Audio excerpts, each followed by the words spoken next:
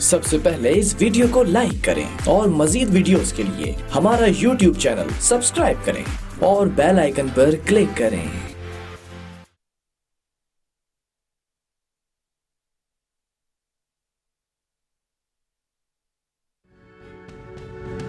آپ دیکھ رہے ہیں عوام کے اٹھائے گئے سوالات، حالات حاضرہ پر تبصروں، تجزیوں، خبروں پر محیط پروگرام نیوز لائن رضا سیفی کے ساتھ۔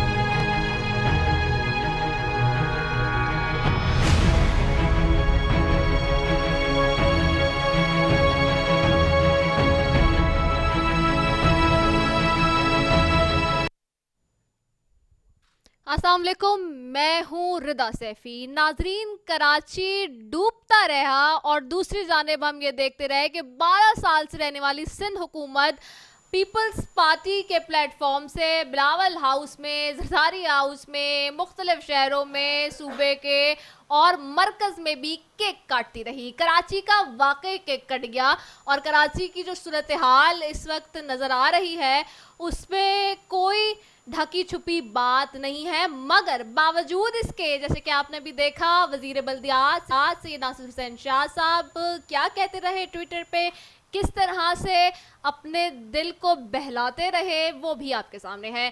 12 سال ہو گئے جی، لیکن نظام زندگی مفلوج ہو گیا شہر کراچی کا 2 دن کی بارش میں، اور خاص طور پہ اگر بات کروں سینٹرل کی، ڈسٹرکٹ سینٹرل کی، تو وہ پورا اس وقت اس طرح سے ڈوبا ہوا ہے کہ نظر ہی نہیں آ رہا کہ کس طرف آبادی ہے، کہاں گھر بنے ہیں، کہاں سڑکیں ہیں، کہاں تعمیرات ہیں، کہاں بلڈنگز ہیں۔ انفارچونیٹلی بڑے افسوس کے ساتھ کہنا پڑ رہا ہے کہ لوگوں کے گھروں تک پانی گھس گیا اور لوگوں کے گھر زیر آب آ گئے، لیکن پھر بھی سندھ حکومت کے وزیر بلدیات سب آل از ویل کا نعرہ لگاتے رہے۔ ساتھ ہی جی حکومت سندھ کے دیگر لوگ بھی اتنے مزے سے ڈیفینڈ کر رہے ہیں اس وقت اس شہر کی اس لاوارث صورتحال کو کہ دل کٹ کے رہ گیا ہے۔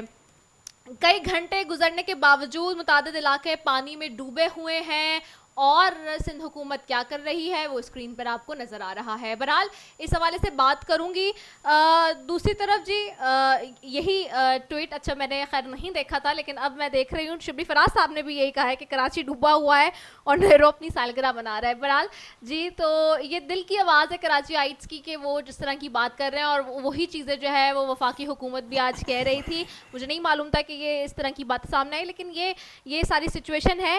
اور دوسری طرف میں نے بھی ایک بات کہی سوشل میڈیا پہ، اس کو بہت زیادہ سراہا لوگوں کی طرف سے، میں آپ لوگوں کی شکر گزار ہوں، لیکن وہ دل کی آواز تھی۔ میں نے کہا کہ جو گاڑیاں ڈبل کیبن، سنگل کیبن وزیر زراعت نے جس طرح سے لی تھیں ٹڈی کو بھگانے کے نام پر، جی اگر وہی عوام کو دے دی جائے تو شاید کراچی والوں کے اوپر اتنا تو آپ کر سکتے ہیں۔ 12 سال میں سندھ حکومت احسان کر ہی سکتی ہے، اتنا تو اچھا بھلائی کا کام ان کے ساتھ کر ہی سکتی ہے، کیونکہ وہ بھی ایک ہوا ہوئی تھی بات، اور جس طرح سے انہوں نے کہا تھا کہ جی وہ تو میں این ڈی اے میں نے کہا ہے، لیکن وہ بھانڈا بھی پھوٹ گیا تھا ان کا سارا، اور وہ گاڑیاں آپ دیتے ہیں کیونکہ جو عام گاڑیاں سڑک پہ چلنے کی ہیں وہ تو اس وقت لوگوں کی پھنسی ہوئی ہیں، یہاں تک کہ لوگ دفتر نہیں پہنچ سکے، دفتر سے گھر نہیں پہنچ سکے، جہاں جن کو جانا تھا وہ وہاں نہیں جا سکے۔ تو یہ ساری سچویشن منہ بولتا ثبوت ہے جی، اس پہ بات کریں گے۔ ساتھ ہی جی دوسری طرف نیب کے حوالے سے اس وقت وفاقی حکومت بڑی ایکٹیو نظر آتی ہے۔ شاہ محمود قریشی صاحب کہتے ہیں کہ کوشش ہے اپوزیشن حکومت بل بیٹھے اور نیب قوانین بنائے، اور خاص طور پہ نیب میں جو قوانین کرنے کی بات ہو رہی ہے اس حوالے سے بھی گفتگو کروں گی، اور بھی بہت ساری چیزیں جس کے پر آج گفتگو کروں گی۔ اس وقت میرے ساتھ موجود ہیں جی سندھ میں اپوزیشن لیڈر ہیں فردوس شمیم نقوی، آپ پاکستان تحریک انصاف کے سینئر رہنما میں بھی سے، آپ کو خوش آمدید کہتی ہوں۔ Thank you so very much Firdous Shamim Naqvi صاحب فار جوائننگ اس۔ فردوس صاحب سب سے پہلے تو بتائیے گا اس وقت جو سچویشن ہے سندھ کے اندر، شہر کراچی میں خاص طور پہ لوگ یہ پوچھتے ہیں کہ آخرکار سندھ میں بارش ہوئی تو ہے لیکن کوئی پوچھنے والا بھی ہے، لاوارث کراچی ہے. لیکن میں اب یہ سمجھتی ہوں کہ کراچی ہی لاوارث نہیں ہے، کراچی کے ساتھ ساتھ پورا سندھ ہی لاوارث ہے، کیونکہ سندھ میں بھی کوئی اچھی صورتحال نہیں ہے. انٹیریئر سندھ بھی جب آپ لوگ جاتے ہیں اور جو پکچر ہم اور آپ دیکھتے ہیں، جو منظر پیش کر رہا ہے پورا سندھ ہی اس وقت، لگتا تو یہی ہے کہ پورا سندھ ہی اس وقت بری صورتحال میں ہے. اور 12 سال اقتدار میں رہنے کے بعد بھی کیا لگتا ہے کہ 12 سال کو 2 سال کی پرفارمنس سے کمپیئر کیا جا سکتا ہے؟ کیا از دس فیئر انف؟ بسم اللہ الرحمن الرحیم. رضا دیکھیے، پہلی چیز تو یہ ہے کہ کمپیئر کرنا ہی نہیں چاہیے. میں سمجھتا ہوں ہر صوبہ اپنی اپنی پرفارمنس کا خود ذمہ دار ہے. کسی صوبے کو کسی اور صوبے کی خراب پرفارمنس سے جسٹیفائی کرنا کوئی فائدہ نہیں ہے. میں کہوں کہ جی کے پی میں بہت اچھا کام ہو رہا ہے، اس کہ سندھ میں بہت برا ہو رہا ہے، وہ جسٹیفائیڈ نہیں ہے. بات ساری ہے کہ لوگوں کو جو سہولت ملنی چاہیے وہ اگر آج آپ نہیں دے سکتے تو آپ یہ تاریخ تو دے دیں کہ کب تک دے سکیں گے. کوئی 12 سال جو حکومت رہ چکی ہے، ہم ایک ایک مسئلے کو بھی اٹھا کے دیکھیں گے کہ جی کراچی میں اس وقت 500 ملین گیلن پانی کی کمی ہے. کراچی کا سیوریج پورا کا پورا سمندر میں بغیر ٹریٹمنٹ کے ڈال دیا جاتا ہے. کراچی شہر جس میں 20,000 بسوں کی ضرورت ہے، وہاں 4,000 4,500 بسوں کے درمیان جو ہے بسیں سڑک پہ ہیں، جس میں سے کوئی بس بھی 15 سال سے کم پرانی نہیں ہے. آپ سڑکوں کا حال دیکھ لیجئے، وہ منہ بولتا ہے. انفراسٹرکچر دیکھ لیں، جو پائپ ڈلے ہوئے تھے وہ لیک کر رہے ہیں. کوئی کہیں کنٹرول یا کوئی گورنمنٹ جیسی چیز نظر نہیں آتی. تو اس کا مطلب یہ ہے کہ بنیادی طور پہ کسی نہ کسی جگہ پہ خرابی ہے. اگر ہمیں تجزیہ کرنا ہے کہ یہ خرابی کیوں ہے تو وہ بھی بہت اہم چیز ہے. میں یہ سمجھتا ہوں کہ اس پوری چیزوں کے پیچھے ایک وجہ ہے خرابی کی، کہ نظام درست نہیں. نظام درست نہیں ہے تو کہاں درست نہیں ہے. 18ویں ترمیم کے بعد صوبوں کو تمام اختیار مل گئے جو 1973 کے آئین میں ڈیوالو کرنے کی بات ہوئی تھی. جو کنکرنٹ لسٹ تھی وہ ختم کر دی گئی اور صوبوں کو وہ ساری خود مختاری ملی. لیکن کیا عوام کو اس کا فائدہ پہنچا یا نہیں پہنچا؟ ایک. دوسرا یہ ہے کہ جو اختیارات صوبائی حکومتوں کو ملے، کیا آرٹیکل 140A جو کہ 3rd tier آف گورنمنٹ یعنی لوکل بلدیاتی نظام کی بات کرتی ہے، جس میں بات کی گئی تھی کہ امپاور کیا جائے گا فائنینشیل اتھارٹی، ایڈمنسٹریٹو اتھارٹی جو ہے وہ 3rd tier کو اس موضوعات پہ دے دی جائے گی جو بلدیاتی موضوع ہیں. کیا وہ سندھ حکومت نے 2013 کے قانون کے تحت دی یا نہیں دی؟ ہم نے جب اس کا تجزیہ کیا تو ہم اس نتیجے پہ پہنچے کہ یہ نہیں دے رہی. اور اسی کی شکایت اس وقت کے کراچی کے میئر بھی کرتے ہیں کہ جی بلدیات کے پاس کوئی اختیار نہیں. دوسرا بڑا مسئلہ جو اس شہر کراچی کے ساتھ ہے وہ یہ ہے کہ اس شہر کراچی بٹا ہوا ہے. اس کو انہوں نے کاٹ کاٹ کے رکھ دیا ہے. اس شہر کے اندر کینٹونمنٹ بورڈ 7 ہیں، KPT ہے، PQA ہے، لیاری ڈیولپمنٹ اتھارٹی ہے، MDA ہے، KDA ہے، KMC ہے اور نظام ہے. ٹھیک ہے. ان سب چیزوں کو دنیا میں جہاں یہ بڑے شہر ہوتے ہیں وہ ایک نظام کے تحت چلتے ہیں. اتنے سارے نظام ایک شہر میں جہاں ہوں گے وہ شہر کے حالات کبھی درست نہیں ہو سکیں گے. پھر یہ بات اپنی جگہ درست ہے کہ پاکستان ایک ترقی پذیر ملک ہے، ایک غریب ملک ہے. اس کے پاس وہ ریسورسز نہیں ہے کہ آج اگر کوئی چیز خراب ہو تو جتنی رقوم چاہیے وہ لگا کے اس شہر کو بس شروع کر دیا جائے کہ دے سڑک کو دھیڑا، اس میں نیچے پانی کا پائپ ڈالا، سیوریج کا پائپ ڈالا، گیس کی لائن ڈالی، ٹیلی فون لائن ڈالی، کیبل کی لائن ڈالی، پھر دوبارہ سڑک بنا دی، وہ علاقہ صحیح ہو گیا. یہ کوئی دبئی، UAE، سعودی عربیہ جیسی اکانومی نہیں ہے. اس کے لیے ماسٹر پلاننگ کی ضرورت ہے. کراچی کا آخری اپرووڈ ماسٹر پلان 70 کی دہائی کا ہے. 2004 کا بھی ماسٹر پلان اپروو نہیں ہوا. اب کوئی ماسٹر پلان بنانے کی بات پچھلے سال شروع ہوئی، ابھی تک اس کا کام بھی نہیں دیا گیا. جب تک کوئی پلان نہیں ہوگا تو کوئی کام نہیں ہوگا. جب تک نظام درست نہیں ہوگا تو کام صحیح نہیں ہوگا. ہم نے کوشش کر کے نظام کو درست کرنے کے لیے، آپ نے دیکھا ہم نے پچھلے ہفتے ہی لوکل باڈیز کا بل اسمبلی میں داخل کیا ہے، جس میں ہم سمجھتے ہیں کہ ہم نے جو نظام میں کمی دیکھی وہ ہم نے اس کی نشاندہی کر کے اس کو درست کر کے جمع کرایا. میں نہیں سمجھتا کہ وہ بل کبھی سندھ اسمبلی میں ویسے آئے گا، لیکن ہمارا ارادہ یہی ہے کہ ہم عدالت کا دروازہ بھی کھٹکھٹائیں گے اور وزیر اعظم سے ہم بار بار کہہ چکے ہیں، اب بھی کہہ رہے ہیں کہ آپ کے پاس آرٹیکل 149(4) کے تحت اختیارات ہیں کہ آپ صوبائی حکومت کو ڈائریکشن دیں کہ یہ کام کرو. ہم اس کے اوپر ابھی بھی کام کر رہے ہیں اور ہمیں امید ہے کہ وزیر اعظم جیسے جیسے یہ حالات دیکھتے جائیں گے وہ ہماری اس آواز کو ضرور سنیں گے. جو کراچی کی فرسٹریشن ہے اس کا ازالہ ہونا چاہیے. اس سے کہ کراچی پاکستان کی معیشت کی ریڑھ کی ہڈی ہے. کراچی وہ شہر ہے جس میں 58% اس ملک کا ٹیکس جمع ہوتا ہے، 30% ٹیکس جنریٹ ہوتا ہے. اس سے کہ بہت سارا الزام لگتا ہے نا کیونکہ بینکوں کے ہیڈ کوارٹر ہیں یہ ہیں تو ٹیکس زیادہ جمع، لیکن کراچی 30% ٹیکس خود جنریٹ کرتا ہے. اس کے بعد دوسرا کون سا شہر ہے جو ٹیکس جنریٹ کرتا ہے؟ وہ لاہور ہے، وہ 12% کرتا ہے. لاہور کو اور کراچی کو کمپیئر کر لیں، کیا فرق ہے؟ کیا وہاں وفاق پیسے لگا رہی ہے یا وہاں کی صوبائی حکومت اور یہاں کی صوبائی حکومت میں فرق ہے؟ میں کے پی کی مثال ہی نہیں دینا چاہتا کہ وہاں بات کچھ کریں. وہاں جس کی بھی حکومت تھی ادھر سے بہتر تھی، نظام اس سے بہتر تھا. شہر کے حالات اتنے برے نہیں ہیں. ہاں پانی جمع ہوتا ہے لیکن نکاسی بھی ہوتی ہے، انہی نے سسٹم تو ڈالے ہوئے. کراچی کے اندر اگر ہم بارش کے حوالے سے دیکھیں، کیا کراچی کا اسٹارم واٹر سسٹم سیپریٹ ہے سیوریج سسٹم سے؟ نہیں ہے. کیا کراچی کے کتنی عجیب بات ہے، کیا اس حکومت کو یہ نہیں پتا کہ بارش کس وقت آتی ہے؟ اچھا اب یہ بتائیں، آپ نالوں کی صفائی بارش آنے سے ایک دن پہلے شروع کرتے ہیں. مئی میں کیوں نہیں یہی کام ہو سکتا تھا؟ نہیں وہ تو وسیم اختر صاحب یہاں کلیئر کر چکے ہیں اس پروگرام میں کہ انہوں نے لیٹر لکھا تھا، خط لکھا تھا. میں تو کہہ رہا ہوں وہ جو ورلڈ بینک کے سے پیسوں کے لیے مجبور ہیں نالے کی صفائی کرنے کے لیے. وہ سندھ کی حکومت جس کو سالانہ 1.3 ٹریلین روپیز ملتے ہیں اور 18th امینڈمنٹ سے پہلے ان کو 3 بلین روپے ملتے تھے، 4 گنا رقم بڑھ چکی ہے بجٹ کی. 4 گنا. اس 4 گنا رقم کے بڑھنے کا نظر کہاں آتا ہے؟ صرف نوکریاں دی ہیں. نان ڈیولپمنٹ ایکسپینڈیچر سندھ حکومت کا ان 10 سال میں 5 گنا بڑھا ہے. اچھا اس وقت 1 ٹریلین کے قریب ان کا نان ڈیولپمنٹ ایکسپینڈیچر ہے. تو آپ کہاں جائیں گے؟ جبکہ وفاق کا حال کیا ہے؟ وفاق کا اگر آپ بجٹ دیکھیں تو آپ کے فائنینس کا جو ڈیٹ ریپیمنٹ ہے اس کی رقم نکال دیں، ایکسپینس نکال دیں جو آپ کا فوج کے اوپر خرچہ ہے، تو آپ پہلے ہی دن سے نیگیٹو اس پہ شروع ہو جاتے ہیں.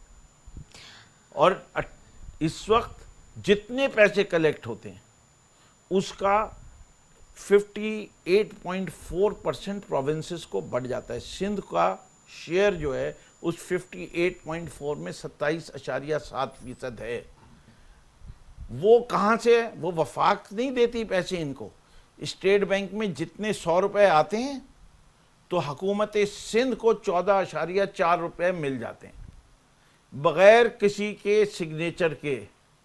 جتنا ٹیکس کلیکٹ ہوتا ہے، ہاں یہ الزام ضرور لگ سکتا ہے کہ تحریک انصاف کی حکومت نے مرکز میں کہا کہ ہم 1000 روپے جمع کریں گے اور انہیں صرف 800 روپے جمع کیے. وہ الزام لگائیں گے، اس کا جواب دینے کو تیار ہیں. وہ الزام صحیح ہو سکتا ہے، لیکن یہ کہنا کہ صوبہ سندھ کے ساتھ کوئی ناانصافی ہو رہی ہے، صوبہ سندھ کا پیسہ کسی اور جگہ دینے جا رہے ہیں، وہ صحیح بات نہیں. ٹھیک ہے، وہ آپ این ایف سی کے تحت بات کریں. اچھا اب یہ بھی بتائیے گا کہ لوگ یہ الزامات لگا رہے ہیں اور دیکھتے ہیں یہ کہ ٹی وی چینلز پر بیٹھ کر تو اپوزیشن بہت اچھی بات کر لیتی ہے، لیکن اگر یہی لوکل منسٹر کی بات کریں، لوکل گورنمنٹ کے منسٹر ہو گئے، میئر کراچی ہو گئے، یہی سارے لوگ آپ لوگ سب ساتھ بیٹھے ہوتے ہیں اور ساتھ بیٹھ کر جو ہے وہ بہت اچھی جو ہے وہ دوسرے ایشوز پر جو ہے بات اور گفتگو ہو رہی ہوتی ہے، لیکن جو اصل مسائل ہیں ان کو حل کرنے کے لیے جو ہے ایک پلیٹ فارم پہ کیوں نہیں آیا جاتا. اور دوسرا یہ کہ کراچی سے وزیر اعظم عمران خان صاحب نے خود الیکشن لڑا، پاکستان تحریک انصاف کی ایک بڑی مارجن لے کے سیٹس لے کے جو ہے پی ٹی آئی کے لوگ آئے کراچی سے بھی، M N A M P As, وہ خود یہ شکایت کرتے ہوئے نظر آتے ہیں کہ ہماری بات نہیں سنی جا رہی، اس طرح سے کام نہیں ہو پا رہا جس طرح سے ہم نے ایکسپیکٹ کیا تھا. ایسا کیوں ہے؟ دیکھیں، آپ نے 2 سوال پوچھے. پہلی چیز یہ ہے کہ کیا اس حکومت کے دوران جو نئی اسمبلی آئی ہے، کراچی کا کون سا مسئلہ فلور آف دا ہاؤس پہ نہیں اٹھایا گیا؟ K4 آپ نے اسمبلی میں کہا، H3 कराची की बसों का मसला, तालीम का मसला, पूरे सूबे सिंध में स्टंटिंग का मसला, हेल्थ के निज़ाम का मसला, या तो कहें ये मौज़ूआत कभी असेंबली में आए नहीं, और अगर आए हैं तो उनके जवाबात जो मिलते हैं वो ये मिलते हैं कि हम कर रहे हैं। जब उनसे पूछा जाता है बताओ कब तक, उसका जवाब गोल। आज की असेंबली देख लीजिए, पहले मिनट पे मैं खड़ा हुआ, मैंने कहा कराची डूब रहा है, हम चाहते हैं कि वज़ीर बल्दियात आएँ और पॉलिसी स्टेटमेंट दें, और बारिश के ऊपर डिस्कशन होना चाहिए आज असेंबली में, तमाम बिजनेस रोक देना चाहिए। हिम्मत नहीं हुई पाकिस्तान पीपल्स पार्टी की। मुझसे डिप्टी स्पीकर साहिबा जो थी वो चेयर पे थी, उन्हें कहा कि आप क्वेश्चन आवर होने दें, उसके बाद हम इसको लेंगे। क्वेश्चन आवर ख़त्म हो गया, फिर खड़ा हुआ, फिर ये बात की, उन्हें कहा ये जो है कॉल अटेंशन नोटिस ख़त्म होने दें, फिर लेंगे। नासिर हुसैन शाह साहब आज उनके ही मिनिस्ट्री के सवालात थे, वो आए ही नहीं। और कहाँ नजर आए? प्रेस कॉन्फ्रेंस में। या तो वो कराची में मौजूद नहीं होते, या कोई कैबिनेट की मीटिंग चल रही होती। वो तो कहते रहे कि पूरा दिन कहते रहे, एक तो वो एक ही सड़क पे घूमते रहे, डिस्ट्रिक्ट साउथ में घूमते रहे जहाँ बारिश नहीं हुई थी। नहीं, एक और सड़क पे भी घूमे थे, एक और सड़क पे भी घूमे थे जो मंगोपीर रोड और निश्तर रोड है, जो कि उन्हीं ने बनाई नहीं थी, जिसपे पानी नहीं नजर आया। बाकी वो वफाक की बनाई हुई सड़क थी जो उन्हीं दिखाते रहे। इसके अलावा जो इनकी बनाई हुई लास्ट सड़क थी वो जाके देख लीजिए, शहीद मिल्लत रोड। शहीद मिल्लत रोड के अंदर वो जो अंडरग्राउंड का जो उनका वो है पास है, उसके हालात देख लें। उसके इर्द गिर्द की जो पुलों के पास सड़क है उसकी सेटलमेंट देख लें। सेंट्रल जाके नहीं देखा उन्होंने, बस सिर्फ साउथ के इलाके में रहे, डिस्ट्रिक्ट साउथ के एरियाज में रहे और वहां घूम के बताते रहे कि सब ओके, ऑल इज वेल है, सबको ये कहते रहे। साउथ के वो भी डीएचए के देख लीजिए ना, जहां गटर से पानी ऐसे उबल रहा था जैसे फव्वारों में से पानी निकल रहे, वो वीडियो भी तो देखी है। जी बिल्कुल। और खास तौर पे ये कहते रहे, बल्कि मीडिया पर भी आज उन्होंने इल्जामात लगाए कि ये फुटेजेस जो मीडिया दिखा रहा है ये पुरानी फुटेजेस है, ये आज की फुटेजेस नहीं है। इसकी लिटरली उन्होंने कैटेगोरिकली तरदीद की। समझ से बालातर है कि आखिरकार उनको किसने, ये वही हाल है नासिर हुसैन शाह का। जब वो वजीर ट्रांसपोर्ट थे तो उन्होंने आते ही क्या वादा किया था कराची के, मैं 10,000 बसें लाऊंगा। जी बिल्कुल। 5 साल गुजर गए, कितनी बसें छोड़ के गए? वो डाइवू ने 10 बसें तोहफे में दी थी, उन 10 बसों के अलावा कोई चली नहीं बस। हाँ, और वो फिर रेड, येलो, ग्रीन, ऑरेंज, कौन से कज़ा में जितने सारे रंग हैं सारी लाइंस बता के गए थे, एक पे भी काम मुकम्मल नहीं हुआ। उस पर हमने पहले ही प्रोग्राम अपना किया था। पहले एक ब्रेक की तरफ जा रहे हैं, ब्रेक के बाद वापस आ रहे हैं।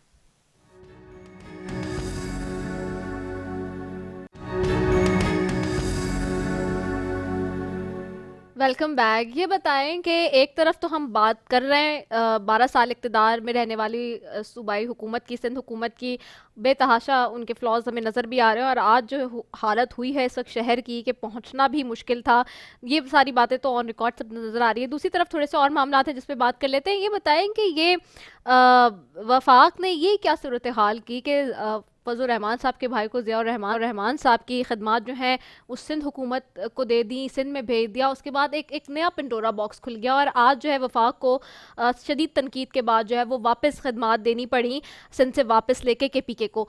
ये इस तरह का इतना बड़ा ब्लेंडर क्यों हो रहा है? ये जो टेक्निकली ग्राउंड्स पे हम ब्लेंडर्स देख रहे हैं हुकूमत की, वफाकी हुकूमत की, वो क्यों हमारे सामने आ रहे हैं? चाहे वो किसी केस में हम देखते हों, चाहे वो हम किसी तरमीम में देखते हों, कॉन्स्टिट्यूशनल वाइज देखते हो, ये चीज़ें 2 साल में क्यों हो रही हैं? अभी तक क्यों नहीं लर्न कर सके कि आइन और कानून के तहत जो है चीज़ें किस तरह करनी है? बहुत अच्छा सवाल है। पहली चीज़ तो ये कि first part of the question ये है कि ये इंसाफ की खिदमत वफाक ने पेश की या इन्हीं ने रिक्वेजिशन की। अगर ये कोई पेपर दिखा दें कि वफाक ने पेश की थी और इन्हीं ने रिक्वेजिशन नहीं की थी तो वो, लेकिन उसके बावजूद मैं समझता हूँ आपके सवाल में बड़ा वजन है कि अगर उन्होंने रिक्वेजिशन भी की थी तो वफाक को क्या ज़रूरत थी उनकी पेश। मैं उसमें वफाक को बिल्कुल डिफेंड नहीं करूँगा, आपकी ऑब्जर्वेशन पे कहूँगा कि बिल्कुल दुरुस्त है, लेकिन इसके पीछे अवामिल को ज़रूर समझता हूँ। अवामिल ये हैं कि इस वक्त आपकी एग्जेक्टिव ब्रांच जो दरअसल सारे काम तो एग्जेक्टिव करती है, ये सारी बारीकियां का तो काम है एग्जेक्टिव का देखना। इसके माने वो एग्जेक्टिव भी जो है वो इस वक्त पाकिस्तान तहरीक इंसाफ का जो एंटी करप्शन एजेंडा है اس سے وہ بھی پریشان لگتے ہیں، اور اس کی وجہ سے شاید وہ بھی نہیں چاہتے کہ پاکستان تحریک انصاف کی حکومت کامیاب ہو۔ اچھا، تو وہ یہ سمجھتے ہیں کہ جہاں بھی ان کو عرف عام میں، ہماری کراچی کی زبان میں چونا لگ جائے تو اچھا ہے، تو وہ جہاں موقع ملتا ہے چونا لگا جاتے ہیں۔ صحیح، لیکن اس سے میرے وزراء کو، جن کے پاس یہ قلمدان ہیں، ان کو اتنا اسمارٹ ہونا چاہیے کہ وہ ایسی چیزیں نہ ہونے دیں، اور اپنی نظر کو اور تیز کریں، یا اپنے ڈپارٹمنٹ میں ایسے افسران رکھیں جو کہ ایسے کاموں پہ سمجھیں کہ حکومت کو نہ شرمندگی ہو نہ اس کے اندر پشیماں ہو، جیسے کہ دونوں صورتحال ہمارے لیے اچھی نہیں ہیں۔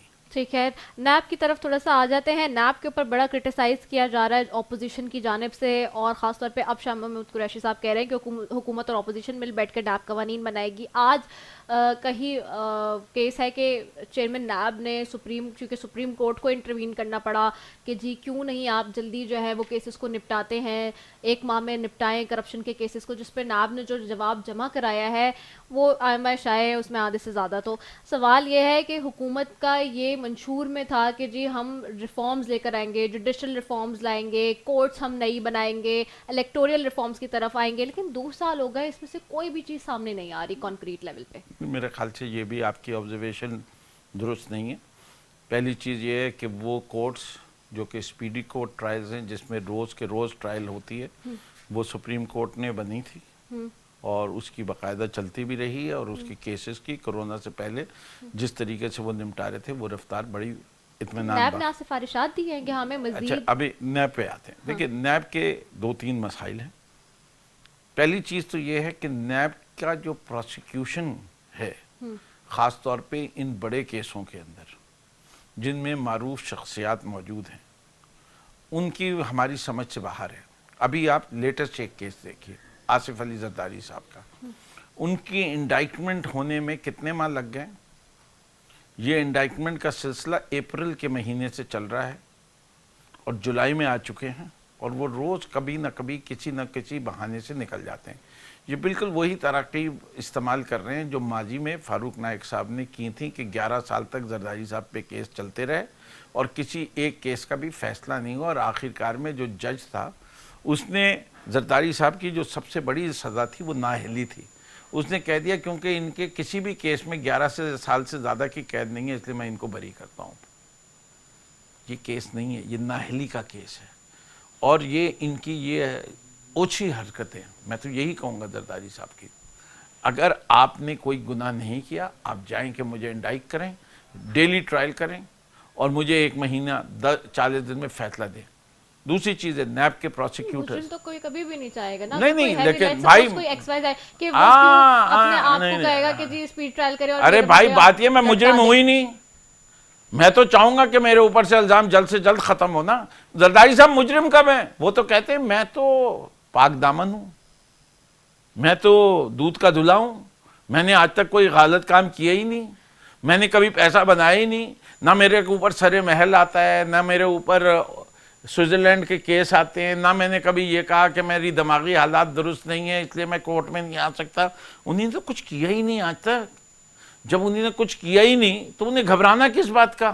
گھبراتا وہ ہے جو مجرم ہوتا ہے۔ وہ بات آپ نے صحیح کہی۔ فواد چودھری صاحب جیسے خود کہتے ہیں کہ پروسیکیوشن ہمارے یہاں بہت ویک ہے، حکومت کی طرف سے جب بھی کوئی اپوائنٹ ہوتا ہے تو وہ ساری چیزیں، اور جو حکومت بھی چلاتی ہے اپنے طور سے یا نیب چلا رہی ہے تو وہاں پہ بھی پروسیکیوشن ویک ہے، وہ بار بار ان چیزوں کو رضا، point out کرتے ہیں۔ ایک سرکاری وکیل کتنی تنخواہ لیتا ہے؟ 2 لاکھ 3 لاکھ، اور جو ان کو ڈیفینڈ کر رہا ہے وہ کیا لیتا ہے؟ 4 کروڑ۔ دونوں کی کوالٹی میں کوئی فرق ہوگا کہ نہیں ہوگا؟ تو یہ ریفارمز تو آپ نے لانے تھے نا، یہ چیزیں تو آپ لوگوں جی، نے بات کر کے یہ ہے لے کہ دی۔ اگر آج ایک کسی پرائیویٹ سیکٹر کے وکیل کو 4 کروڑ روپے کی فیس دی جائے گی تو کتنا ہنگامہ ہوگا؟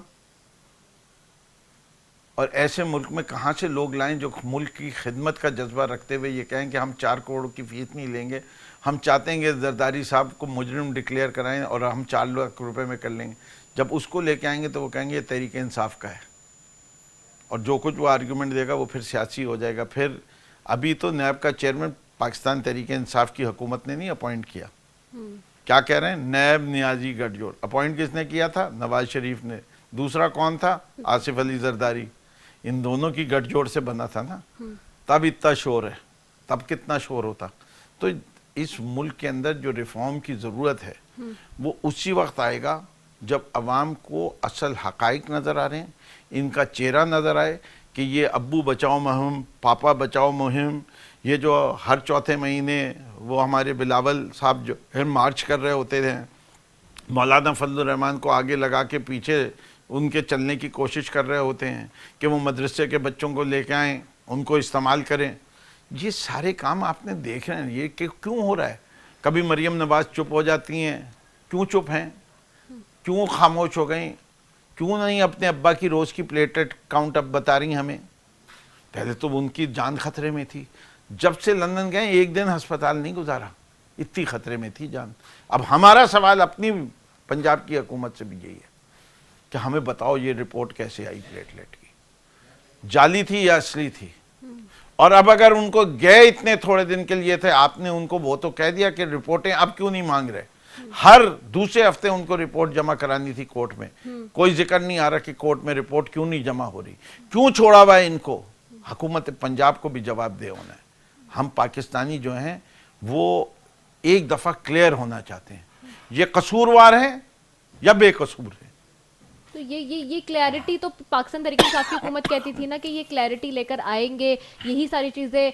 नैब भी जब पकड़ दकड़ हो रही थी, जिस वक्त जब फवाद चौधरी साहब भी बड़े एक्टिव थे और जब आपके फेडरल वज़रा बड़े एक्टिव थे, जब कहते थे कि जी नैब ने अब पकड़ लिया है और अब नैब नहीं छोड़ेगी और सब हिसाब लेके रहेगी। लेकिन आखिरकार सवाल यही है, 2 साल से हम देख रहे हैं कि इतने लंबे लंबे केसेस चल रहे हैं, प्रोसिक्यूशन वीक है, क्या मसला है? ट्रायल सही नहीं हो रहा है, जिसकी वजह से अब तक ना हम देखते हैं कि रेफरेंसेस नहीं बन पाते। अब जैसे साद रफ़ीक का मामला आया और उनके भाई का मामला जिस तरह से आया, और उसमें ख़ास तौर पे कोर्ट में जस्टिस वाकिर साहब के आपने रिमार्क्स पढ़े जिसमें उन्होंने कहा कि नाब ने पॉलिटिकल इंजीनियरिंग की है। तो जहाँ पे ये एलिगेशंस बिल्डअप हो रहे हैं उसकी वजह यही है कि डिले हो रहा है, मामला स्ट्रॉन्ग नहीं है जो पॉइंट ऑफ व्यू है। अगर वो होता है स्ट्रॉन्ग तो फिर अब तक इस तरह के एलिगेशंस नहीं लगते। इसीलिए तो नैब के कानून में अमेंडमेंट चाह रहे हैं। जो आपने वजूहात बताई हैं, नैब के कानून में अमेंडमेंट लाने की 2 वजूहात हैं। ठीक है, एक तो इस प्रोसिक्यूशन के प्रोसेस को बेहतर करने की ज़रूरत है। दूसरी मैं समझता हूँ कि हमारे सिविल सर्वेंट्स जो है, इसका मैं ये नहीं कहता कि सब डिसऑनेस्ट हैं, सब करप्ट हैं, अच्छे भी हैं, लेकिन इस वक्त कोई आदमी कोई फैसला करने को तैयार ही नहीं। जैसे कि मैंने दुनिया में कोई शख्स नहीं देखा जो 100% सही फैसले करता हो। एक शख्स अगर 70-80% फैसले सही करता है तो उससे 15-20% फैसले गलत भी होंगे, लेकिन अगर वो बग़ैर किसी कहते हैं इंड्यूसमेंट के, बग़ैर किसी के गलत काम किए हुए वो फैसले गलत होते हैं। जो उसने जिसे कहते हैं ना बैड जजमेंट की बेसिस पे हो, उस पे उसको प्रोसिक्यूट नहीं होना चाहिए, उस पे उसकी प्रमोशन रुक सकती है। ठीक है, लेकिन उसको जो प्रोसिक्यूशन का डर हो गया तो अब वो अपना किसी चीज़ पे सिग्नेचर सब्त करने को ही तैयार नहीं। फैसले डिले हुए जा रहे हैं, government decisions are being delayed. तो हमें एक उस ब्यूरोक्रेसी को, उस एग्जीक्यूटिव को प्रोटेक्शन देना है कि आप फैसले कीजिए। आपके जो आप इन अर्नेस्ट अपने ड्यू कोर्स ऑफ जॉब में जो फैसले करते हैं, जिसके अंदर कोई क्रिमिनल एक्टिविटी इन्वॉल्व नहीं है, कोई ब्राइबरी इन्वॉल्व नहीं है, तो आप प्रोटेक्टेड रहेंगे। ये अमेंडमेंट लाना ज़रूरी है और दूसरी प्रोसिक्यूशन साइड को बेहतर करना ज़रूरी है। तीसरी चीज़ ये है कि देखें the honours of proof still should लाई किसके साथ, जिसके ऊपर इल्ज़ाम लगाया है। अगर मेरे पास एक 5 करोड़ की गाड़ी है और अगर मैं 5 करोड़ की घड़ी पहनता हूँ तो मुझे ये बताने की ज़रूरत है कि मैंने ये 10 करोड़ रुपए कैसे कमाए थे।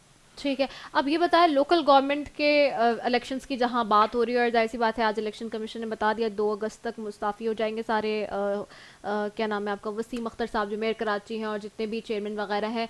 अब एक और नया पिंडोरा बॉक्स खुलने जा रहा है, और ज़रा ये बताते हैं कि 2 तरफ लड़ाई है, आपके इत्तेहादी और पाकिस्तान तहरीक इंसाफ, दोनों में इस तक कशमकश है कि पाकिस्तान तहरीक इंसाफ अपना मेयर लेकर आती है या MKM पाकिस्तान ही अपना मेयर लाती है। वैसे तो वसीम अख्तर साहब की अपनी ख्वाहिशात हैं कि वही मेयर वापस मुंतखब होकर आएँ, लेकिन जो इस सिचुएशन है, जो उनके मसाइल हैं, जो उनके वसाइल नहीं थे, जो उनके हाथ बंधे हुए हैं, जहां वो बात करते रहे, क्योंकि वो जाहिर बात है कोर्ट में भी गए 140A को लेकर, وہ پھر ادھر سندھ حکومت سے بھی لڑتے رہے. میرا ان سے بڑا سوال بھی تھا یہ پرسوں, تو انہوں نے کہا کہ میں تو کہہ رہا ہوں کہ الیکشنز ہی نہ کرائیں کیونکہ یہ پیسہ ضائع ہوگا ملک و قوم کا, یہ پیسہ غریبوں میں بانٹ دیں. انہوں نے تو یہ حل بتا کے گئے وہ پرسوں.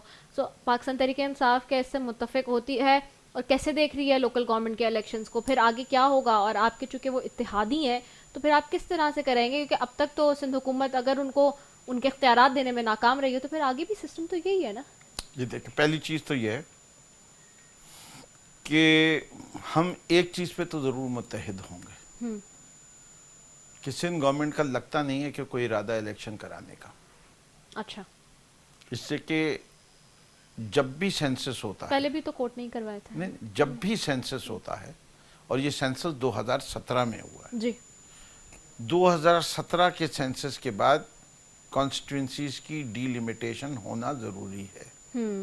وہ ڈی لیمیٹیشن کے پروسیس کا آغاز بھی نہیں ہوا, اور جب ہم ڈی سی حضرات کے پاس جن لوگوں کو یہ ڈی لیمیٹیشن کرنی ہے ان کے ساتھ بیٹھتے ہیں تو وہ کہتے ہیں کہ ہمیں کم سے کم 6 ماہ چاہیے یہ چیز کو مکمل کرنے کے لیے. تو پہلی چیز تو یہ کہ سندھ حکومت 6 ماہ تک تو کوئی دیکھ ہی نہیں رہی, اور ابھی سارے ڈی سی حضرات کی جو مین ڈیوٹی ہے وہ کرونا کو روکنے کی ہے. ٹھیک ہے, اگر آپ ان سے پوچھیں گے وہ کہیں گے ہمیں کرونا روکنا ہے, ہمارے پاس اتنا وقت نہیں ہے کہ ہم یہ ڈی لیمیٹیشن کا کام ساتھ کریں. اوکے, اب کرونا کب ختم ہوگا, اس کے بعد وہ 6 ماہ شروع ہوں گے, اس کے بعد جب وہ کام مکمل ہوگا تو الیکشن کی تاریخ آئے گی. تو کون جیتا ہے تیری زلف کے سر ہونے تک کہ مسئلہ ہے, لیکن ہم اس کے اوپر پریشر رکھنا لازمی ہے. یہ پاکستان کے آئین کے تحت 3rd ٹیئر آف گورنمنٹ ہونا ضروری ہے. میں وسیم اختر صاحب کی بات سے بالکل ایگری نہیں کرتا. میں سمجھتا ہوں کہ میئر کے پاس بہت سارے اختیارات تھے, انہی نے اپنے وجود کو شہر میں ثابت نہیں کیا. میں تو کہتا ہوں ایک سمپل سا ہے نا, ایک چارج لگتا ہے ایم کیو ایم کے اوپر کہ انہی نے گوسٹ امپلائیز رکھے ہوئے تھے. بھائی بایو میٹرک سسٹم لگا دیتے کے ایم سی میں, ہر ادارے میں, کیا باسی شہید میں, کہ یہ چارج تو ختم ہو جاتا. اپنے اختیارات جہاں جہاں ہیں ان کو استعمال کرتے. ہر چیز جو اس دور میں ہوئی ہے, مجھے افسوس کے ساتھ کہنا پڑتا ہے کہ وہ ٹرانسپیرنٹ نہیں تھی.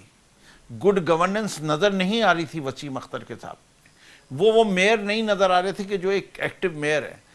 میں سمجھتا ہوں کہ چاہے وہ نعمت اللہ صاحب ہوں, چاہے مصطفیٰ کمال صاحب ہوں, دونوں کے لیے کم سے کم یہ تو کہا جا سکتا تھا کہ وہ شہر کے اندر شہری مسائل کو حل کرتے ہوئے کوشاں تو نظر آتے تھے.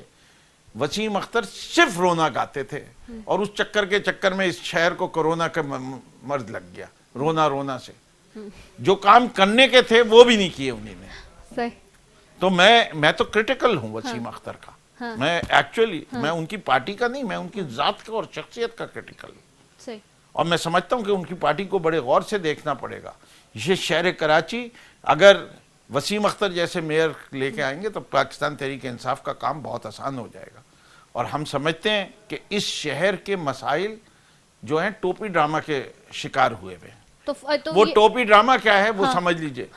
ٹوپی میئر کہتا ہے صوبائی حکومت مجھے اختیار نہیں دے رہی, صوبائی حکومت کہتی ہے مرکز مجھے پیسے نہیں دے رہی, مرکز کہتا ہے کہ 18ویں ترمیم کے بعد جو ہے یہ مسائل صوبے کے ہیں اور یا بلدیاتی نظام کے. یہ ٹوپی ڈرامہ اسی وقت ختم ہوگا جب مرکز, صوبے اور بلدیات میں ایک ہی جماعت کی حکومت ہو. کراچی کے مسائل اتنے بڑھ چکے ہیں کہ صرف کراچی کے وسائل سے یہ حل نہیں ہوں گے. لیکن ابھی جیسے کہ آپ نے خود ذکر کیا کہ لاہور کو بھی دیکھ لیں, ہم پنجاب کی صورتحال دیکھ لیں, اور آپ نے خود کہا کہ وہاں پر بھی تو این ایف سی ایوارڈ کے تحت ہی پیسے دیے جاتے ہیں, ایکسٹرا پیسے تو نہیں دیے جاتے, لیکن وہاں کی پوزیشن یہاں سے بہت بہتر ہے. اس کی دیکھیے, اب آپ نے وہ بات کی ہے نا تو اس کی بھی میں وضاحت کرتا. دیکھیں میں سمجھتا ہوں پنجاب کے اوورال تمام شہروں کی سندھ کے شہروں کے مقابلے میں حالات بہتر ہیں. لاہور کے اوپر تو خاص عنایت تھی, تخت لاہور تھا, شریفوں کی گدی تھی, انہی نے پنجاب کا آدھا بجٹ اس شہر میں لگا دیا, تو وہاں کے حالات ذرا زیادہ بہتر. کریڈٹ دیتے ہیں پی ایم ایل این کو, کام کیا انہوں نے وہاں. نہیں دیکھیے, آپ اس کو کریڈٹ سمجھیں یا ڈسکریڈٹ سمجھیں, میں سمجھتا ہوں کہ پورے صوبے میں برابری کے ساتھ کام ہونا چاہیے. یہ کوئی جائز بات نہیں ہے کہ آپ ایک جگہ کو جنت نظیر بنا دے اور باقی صوبہ جو ہے وہ جہنم بنا رہے. اس کا میں حق میں نہیں ہوں, لیکن सिंध के हालात, मैं तो कहता हूं कि मैं सियालकोट को और हैदराबाद को कंपेयर कर लूं तो सियालकोट बहुत आगे नजर आता है। ठीक है। मैं शक्कर को नहीं, लेकिन वहाँ जैसे गवर्नर पंजाब आपके अपने ही सरवर साहब ने कहा था कि जनूबी पंजाब की जो बार बार बात होती है हालात बेहतर नहीं, उन्होंने कहा जनूबी पंजाब के अपने रहनुमा नहीं चाहते कि वहाँ तरक्की हो, और उसमें कौन कौन है वो आप मुझसे बेहतर जानते हैं, आपकी पार्टी में भी इस वक्त बैठे हैं और पहले भी मुख्तलिफ पार्टीज में वो लोग रहे हैं। जी, मैं ये समझता हूं कि सिर्फ जनूबी पंजाब की क्यों बात की जाए, पाकिस्तान के हर खित्ते में जहां तरक्की हो रही वहां की जो क़यादत है उसके ऊपर बहुत इल्ज़ाम जाएगा। ठीक है। चाहे वो बलूचिस्तान हो, चाहे वो शहर कराची हो, अगर ये नजर आए कि हम कराची में तरक्की नहीं हुई तो इस पे इल्जाम फिरदौस शमीम नकवी पे आएगा। ठीक है। कि तुमने आवाज क्यों नहीं उठाई, तुमने जिहाद क्यों नहीं किया, तुमने जद्दोजहद क्यों नहीं की, तुमने लोगों में शऊर क्यों नहीं फैलाया, इसके पे तो पैसे नहीं खर्च होते ना। ठीक है, ठीक है, बहुत शुक्रिया फिरदौस शमीम नकवी साहब आपका। और जहाँ जहाँ पे उन्होंने जिस तरह से कहा कि अगर जिस भी पाकिस्तान के इलाके में, शहर में, सूबे में जहाँ भी तरक्की नहीं होती वहाँ के अपने लोग जो हैं वो उसके लिए क्वेश्चनेबल हैं, और ये बात भी हम भी कहते हैं। मैं अपनी मेज़बान रिदा सैफ़ी को दीजिए इजाज़त। पाकिस्तान जिंदाबाद।